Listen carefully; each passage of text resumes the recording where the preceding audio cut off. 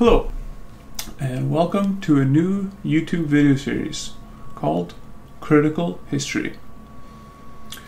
It may not be as edgy as Meme Review or as radical as Candace Owens, but I can guarantee you will learn something. Preferably not what to think, but how to think. Now, for our debut episode, we will be taking a look at the mystery of the Great Pyramids. We all know the story, built by Khufu, also known by the name of Cheops, in the year 2566 BC. A very precise date, I hear you say. We'll get back to that. To think critically about history, we have to ask a number of questions. Let's start with the basics. Who, what, when, where, why, and how. We've already discussed the basics of that. Who, Khufu, Cheops. What, the pyramids. Where, the Giza Plateau outside Cairo.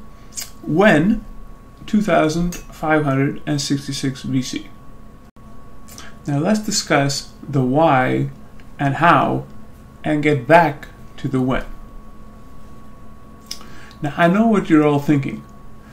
Aliens, man. Anti-gravity. Maybe you're a fan of this guy, Georgios Tsoukalos. Or maybe you're a fan of this guy, Zahi Hawass.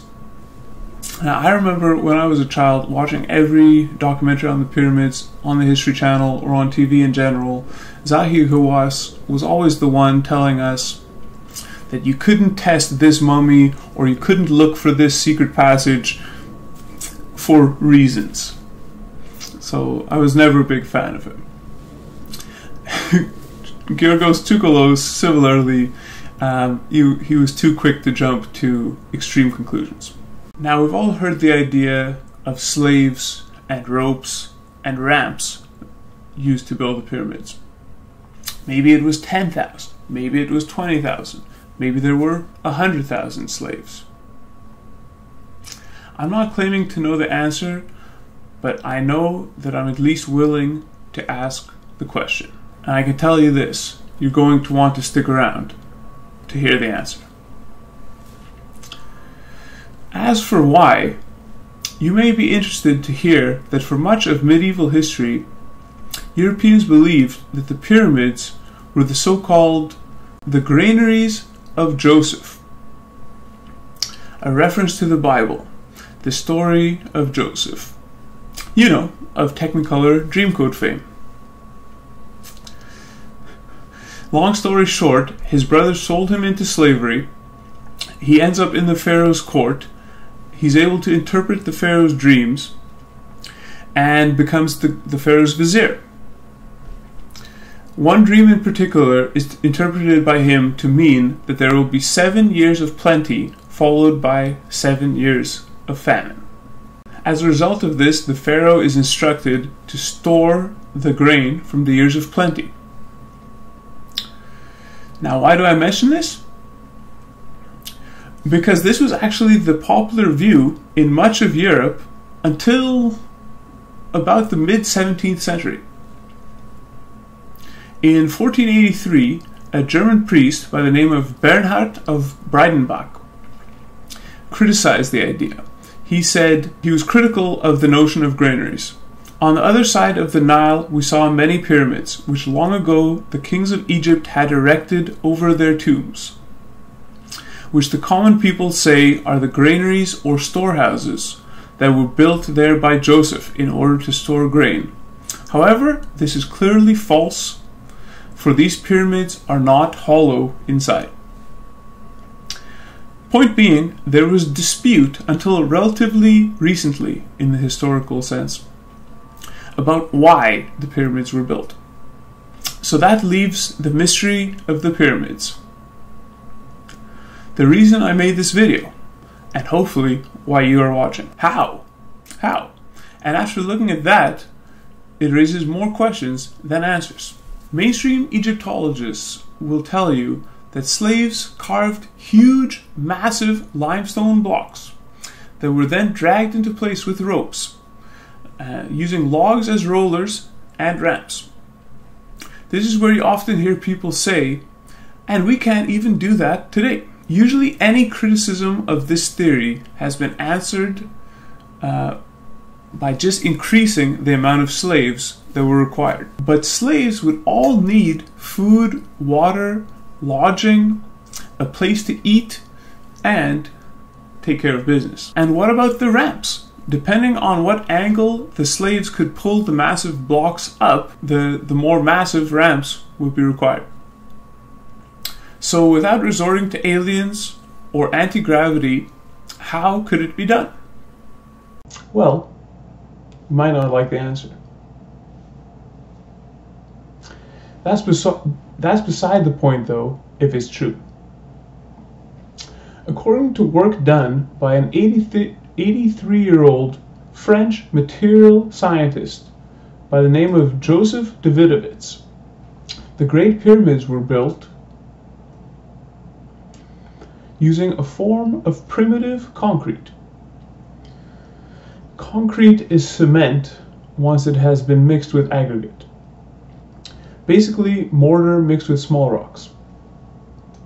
It can be poured while it's still in its liquid form, and then it sets and hardens over time.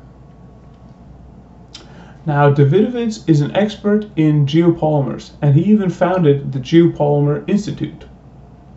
And he holds the French National Order of Merit. Now, according to Davidovits, blocks were molded in place using a form of limestone concrete. You may not know this, but the Giza Plateau is actually limestone. And according to his theory, a soft limestone with a high kaolinite content was quarried in a valley on the south of the Giza Plateau. It was then dissolved in large Nile-fed pools until it became a watery slurry. Lime from cooking fires was then mixed in, as well as natron, which was used by the Egyptians in their mummies, and that was mixed in. The pools were then left to evaporate, leaving behind a moist, clay-like mixture. This wet concrete would then be carried to the construction site, where it would be packed into reusable wooden molds. In the next few days, the mixture would undergo a chemical hydration reaction similar to the setting of cement. Now, if you're interested in seeing a video, Joseph Davidovits has even made videos that are available on YouTube, which I have refrained from using in this video for fear of copyright strike, but you can check it out. You should just be able to find it by searching Davidovits with S and pyramids. I'll provide a link in the description if possible. He has made videos of him and a team of volunteers using primitive tools and the materials available to the ancient Egyptians, and demonstrated how they would have been capable of building the blocks used to make the pyramids. Now, if you're interested in the technical details, I suggest you check out the Geopolymer Institute's website, although it would probably cause most people's eyes to glaze over.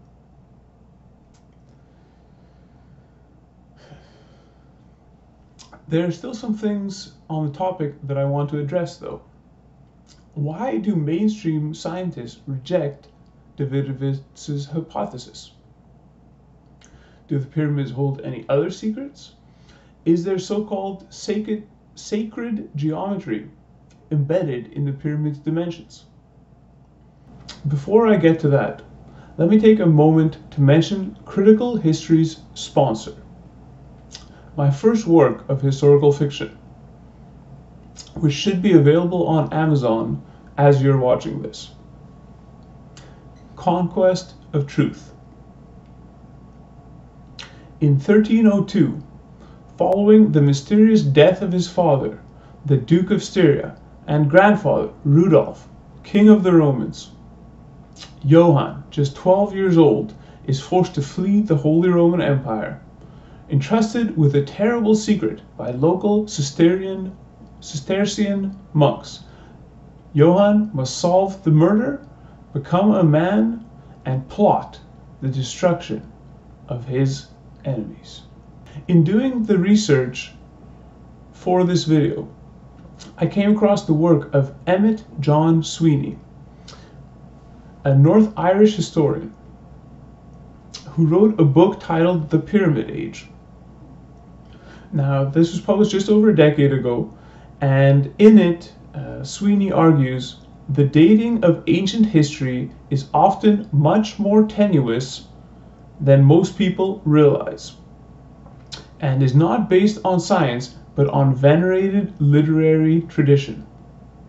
Sweeney argues that the pyramids, for instance, were not built around 2500 BC, as currently thought, but only around 800 BC.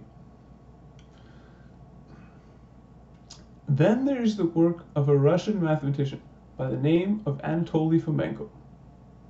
Fomenko has spent the better part of the last half-century investigating chronology. That is, whether historical events happened when we supposed that they happened.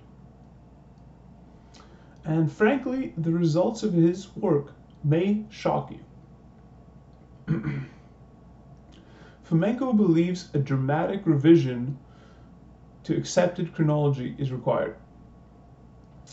If there's enough interest, I will explore the topic in greater detail in a future video. But suffice to say, Fomenko is of the opinion that the pyramids were built even more recently than Sweeney does. This is not to denigrate the majesty of the Great Pyramids in any way. In my opinion, they are equally magnificent whether they were built 2500 BC, 800 BC, or even 800 AD. The important thing is to make sense of history. If you enjoyed this video, smash that like button, hit that subscribe, hit the bell for notifications, and tune in next time to Critical History. You're still sticking around? I'll leave you with this tidbit. Did you know that the Great Pyramid of Khufu, with its pyramidion, originally stood 481 feet high? And its base measures 756 feet?